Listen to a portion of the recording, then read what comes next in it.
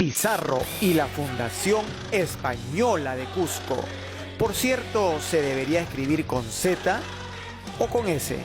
Entérate aquí en un fascinante recorrido por la joya de América.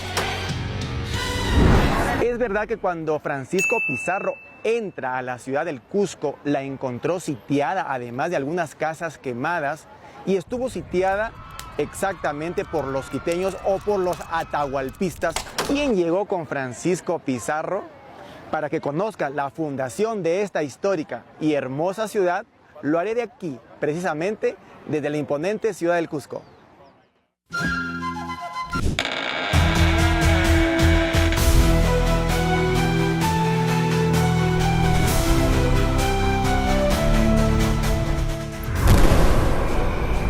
Mi nombre es Daniel Montoya. Desde niño me fascinaron hechos y narraciones del pasado. Lleno de imaginación, viajaba a través del tiempo y hoy lo podemos explorar juntos. Esto es Daniel en la Historia.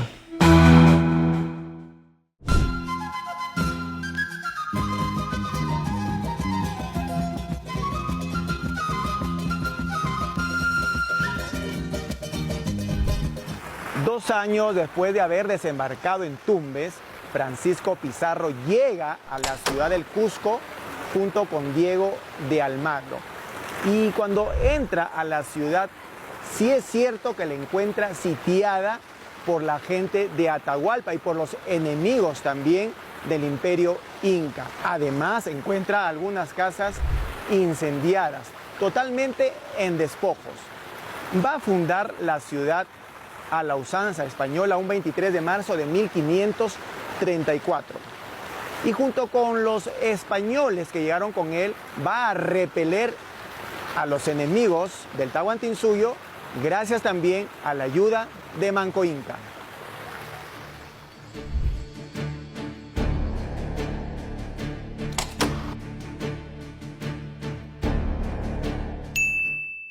Pensemos que Pizarro llega en marzo después de haber capturado al sanguinario Atahualpa, que había destrozado todo el Cusco, y llega casi como El Salvador. Entra por la calle de los Conquistadores, la actual calle de los Conquistadores, llega a la Plaza de Armas y es recibido en fiesta. Lo interesante, y es el primer momento de conexión, es que al día siguiente se hace una misa, y se hace una misa en la Plaza de Armas, y obviamente se cantó música gregoriana. Y se cantó el ritual toledano. Ese es el primer contacto, es el comienzo del barroco en el Perú. Francisco Pizarro escogió el centro de la ciudad, hoy la plaza principal o plaza de armas como le llaman algunos. Aquí fundaría la ciudad y le llamaría la muy noble y gran ciudad del Cusco. Había algunos palacios reales y Francisco Pizarro escogió la zona norte para levantar esta imponente catedral, que lo vamos a ver en un próximo video. Francisco Pizarro llegó con algunos vecinos españoles que fueron levantando sus casas, palacios, y se fue poblando también la ciudad con los peninsulares. Asimismo, la población indígena mantuvo sus derechos y privilegios. Así se daría este rico y privilegiado mestizaje, fusión de dos imperios, el Inca y el español. Pero es que en realidad esa historia es parte de la historia negra, ¿no? O sea, vinieron y destruyeron todo.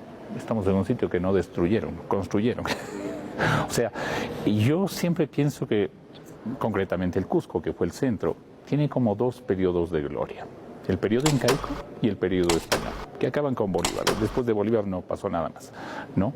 Pero el periodo incaico, por supuesto, con todo lo que nos dejaron los incas, pero esto que dejaron los incas se conectó con lo español. Y esto es fundamental de entender. Entonces, para el inca, para el arquitecto, vamos a hablar de una cosa diferente, el arquitecto inca. El arquitecto inca estaba acostumbrado a dos pilares aquí y un gran piedrón encima que generaba una puerta. Imagínense lo que pasó cuando hicieron el primer arco español. Yo les aseguro que todos los incas dijeron eso se va a caer, pero no se cayó. Y entonces todos los incas hicieron en sus casas arcos españoles. Y es por eso Cusco tiene esa característica, es por eso que Cusco tiene portada inca y arco español, las dos cosas juntas. Y esa es la mejor evidencia de la integridad de las dos culturas.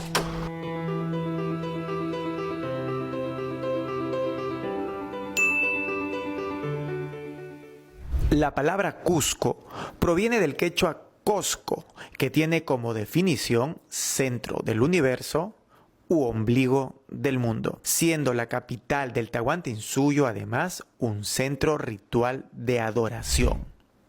Al llegar los españoles, la palabra fue traducida a Cusco, pero ¿se escribe con S o con Z? La Real Academia Española afirma que cualquiera de las dos formas es correcta. Cuando los españoles llegan al Perú, básicamente se enteran que la capital era la ciudad que ahora tenemos y la llamamos Cusco. Cuando llegan por la parte de Poroy y van por las montañas para descender al valle del Cusco, donde está ubicada la ciudad ahora, de las montañas ven la silueta de un animal. Sarmiento de Gamboa, Pedro Cieza de León, estos cronistas, lo comparan con un león. Probablemente en ese momento, cuando Pizarro y sus huestes llegan y ven la forma, les dicen que era un osco, que el osco viene a significar el puma. Entonces, inmediatamente lo renombran peyorativamente, desacreditando, desvirtuando todo lo que ellos tenían que hacer para imponer su nueva cultura. Entonces le ponen Cuzco con Z. Y Cuzco con Z en el castellano antiguo significa perro pequeño. Grupos políticos y caprichos de alcaldes iniciaron campañas chauvinistas afirmando que los españoles de manera despectiva o peyorativa le pusieron Cusco con Z, minimizando el trazo y el diseño en forma de puma que tiene la ciudad y que se aprecia en su forma urbanística, presumiendo que la cabeza sería la fortaleza de Sacsayhuamán. Sentenciaron además estos grupos que los conquistadores, en lugar de puma, vieron un perro pequeño. Ello es completamente falso y totalmente disparatado. Recordemos que el nombre de nuestra maravillosa ciudad inca fue Cusco con Z durante casi 500 años. De pronto se comentó que los incas no conocían la Z y que debía cambiarse por la S, pero los incas tampoco conocían la S, ni la C, ni la O, simplemente porque no tenían alfabeto. Esta pronunciación y escritura con Z se comentó que era pronunciación española y no inca. Por lo tanto, la Z se sustituyó por la S para peruanizar. Hay que recordar que los idiomas evolucionan con el tiempo y hay que tenerlo en cuenta. Entonces, Cusco con Z es la única palabra original. Nunca existió razón para modificarla. Por lo tanto, se cometió un delito contra la historia, despreciando siglos de cultura. Entonces, con estos criterios necios, tendríamos que cambiar los nombres de los pueblos y regiones de casi todo el Perú. Deberíamos cambiar la Z Huaraz, Nazca y una serie de apellidos. Como mi segundo apellido, Hernández, tendría que cambiarlo la Z por la S, atentaríamos contra la identidad mestiza de nuestros pueblos y de los peruanos. Durante la época virreinal, Cusco cobró una singular prestancia, ya sea en el área comercial y cultural. Además, fue un paso necesario para llegar a las minas del Alto Perú o para su paso a Buenos Aires. Así es como se convertiría en una zona muy importante del sur del virreinato. Pero esta prestancia se vio un poco interrumpida en el año de 1650 por un terremoto y por una serie de réplicas. Pero Cusco se levantó nuevamente y volvió a ser la ciudad dorada.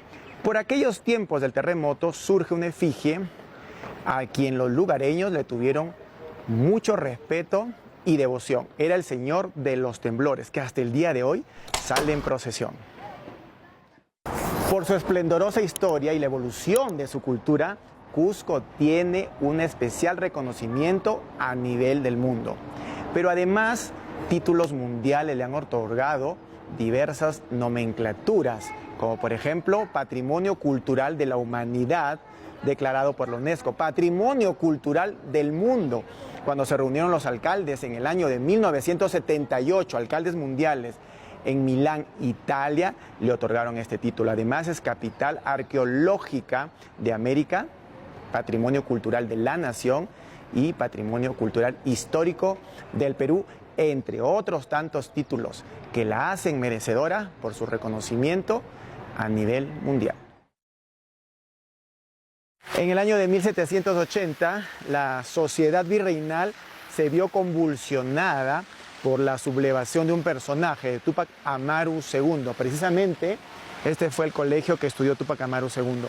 Pero la historia de Túpac Amaru II, la verdadera historia, se la contaremos en otro relato. No esa historia que nos han contado en los colegios con bibliografías manipuladas, sino la verdadera con datos inéditos.